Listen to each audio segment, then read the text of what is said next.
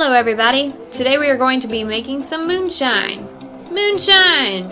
Making alcohol revolves around two processes, fermentation and distillation. Fermentation is a chemical reaction that happens when yeast breaks down sugar and a result is alcohol. Distillation is the process of evaporating the alcohol and then collecting steam before condensing it back into liquid form.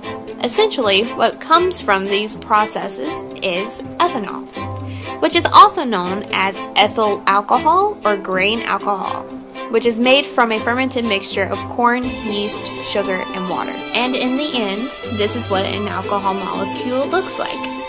If you are starting with the whole corn, you have to convert the corn starch into sugar by sprouting the corn. Then you place the corn in a container, cover it with warm water, and drape a cloth over the container. Ideally, the container will have a slow draining hole at the bottom, and continue to add water as the liquid level falls. The corn will start to sprout. Allow the sprouted corn to dry, then grind it into meal. After that, mash is made by adding boiling water to the meal, and yeast and sugar are added. Now the mash has been converted into carbonic acid and alcohol and is now called wash, beer, or sour mash. The wash is placed into a cooker which has a lid that is pasted shut, has a seal, which can be blown off if the internal pressure becomes too great. At the top of the cooker there is a copper pipe or arm that projects to one side and tapers down to the worm. The worm is a length of copper tubing filled with sand, and the sand prevents kinking in the tube. Once the worm is formed, the sand is flushed out and the worm is placed in a barrel and sealed. The barrel is kept full of cold running water to condense the alcohol. Water runs in the top of the barrel and out an opening at the bottom.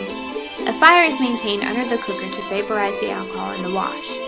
Ethanol vaporizes at 173 degrees Fahrenheit, which is the target temp for the mixture. The spirit will rise to the top of the cooker into the arm and will be cooled to the point of condensation in the worm. The resulting liquid is collected at the end of the worm, traditionally into glass jars. So what's the difference between alcohol and moonshine? Aside from the process, there are a few differences. For one, moonshine is made in a very unsafe, unclean, and illegal condition, while regulated manufacturers have more processes and more regulation.